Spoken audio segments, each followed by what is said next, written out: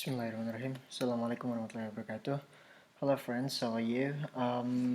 In this part, I would like to share the previous materials since some of you still find it difficult to understand.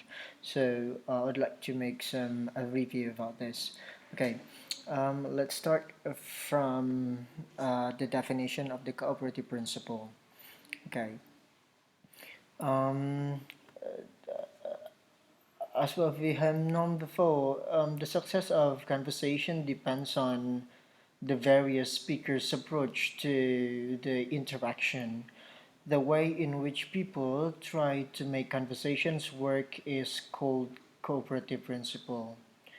Um, the cooperative principle um, is an indispensable assumption made by the speaker and hearer when they speak to one another. In that particular conversation, we are attempting to collaborate with one another to assemble evocative and meaningful exchanges.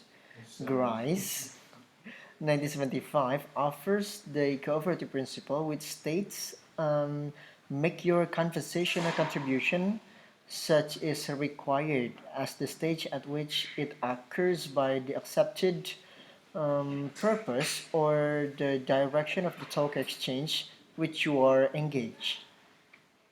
It can be said that the speakers need to supply meaningful, fruitful utterance to extend and maintain the conversation.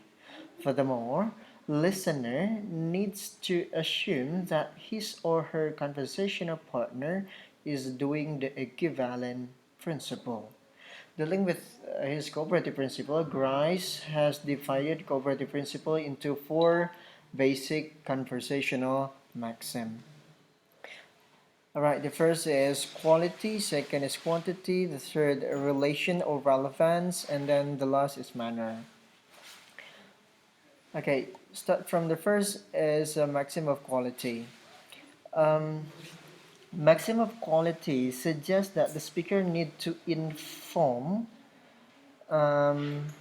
sorry, there should be inform in one uh, word.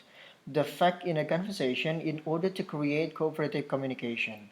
Grice, 1975, states that when we are held on conversation, the maximum of quality requires that we should not say what we consider to be fake or false, okay? And then second, should not say something without having adequate and sufficient evidence. Now we have an example over here. Who is the current president of USA? And then the answer, Donald Trump. If you look at the short conversation over here, A gives the correct answer which proves about the proper and true fact. It means that the conversation follows the maxim of quality. Alright, continue to the second one, maxim of quantity. Maxim of quantity as one of the cooperative principle is chiefly concerned with providing information as it is needed and that not giving the contribution more informative than it required. Therefore, each participant's contribution to conversation should be just as informative as it requires. It should not be less informative or more informative, and say as much as helpful but not more informative or less informative. So friends, now let's have a look at the example. Could you tell me how to get to the petrol? Okay, and then B response, next to the park. Okay, it can be seen that B information is informative and give enough contribution towards A question about the exact location of petrol. Alright, friends, now let's continue to the third. Maxim of relevance or relation. Maxim of relation recommend that the utterance must be relevant to the topic being conversed. As what Finnegan states, this maxim expects speaker to deliver their utterance in such a way that is applicable and relevant to particular context being discussed. Be relevant at the time of the utterance. Um, and this maxim is fulfilled when the speaker gives contribution that is relevant to the topic of proceeding utterance. Okay, so now let's have a look at the example. How about your holiday? Great and wonderful. Okay, great and wonderful. As what you can see, this is the condition of the holiday, great and wonderful. Here, this utterance fulfills the maxim of relevance because this answer is relevant with the question. As the question is about the condition of the holiday, and then the answer is the condition of the holiday as well. Great and wonderful. All right, now continue to the last maxim of manner. Maxim of manner requires speaker's utterance to be understandable or comprehensible, or not to be ambiguous, obscure, or disorderly, and unnecessary prolixity.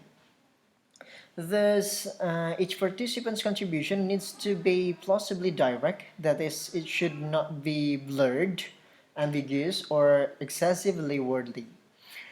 Um, let's have a look at the example of here. What's your opinion about the movie? Well, the movie is amazing. The actors show their best performance.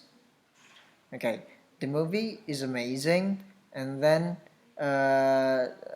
continued by the specification of it's amazing. Okay, the B's answer is following Maxim of Manner.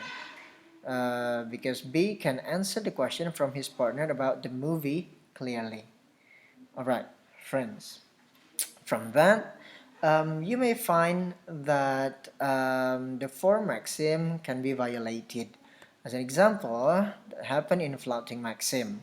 Okay, once one of the maxims is violated by utterance generated by a particular speaker, okay, you still have to assume that the speaker violated maxim is cooperative, is still cooperative in communication. It means that you still have to think or assume that the conversation is still cooperative, okay, by looking at the implicator behind.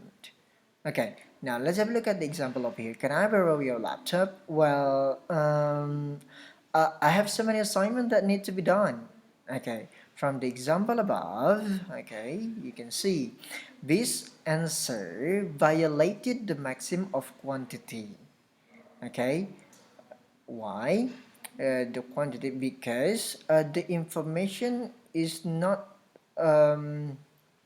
as informative as needed. Okay, B doesn't supply as much information as A desired, whether he can borrow the laptop or not. So directly, okay, if you follow the maxim, can I borrow your laptop? Yes, you can. No, you can't. Okay, you just should not say that. But okay, B, respond by using, well, I have so many assignments that need to be done.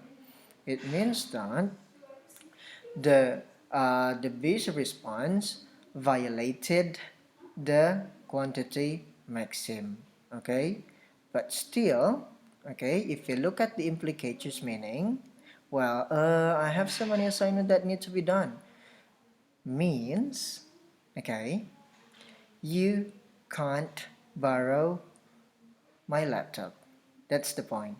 Okay, hope this clear for you guys. Thank you so much for listening. Assalamualaikum warahmatullahi wabarakatuh.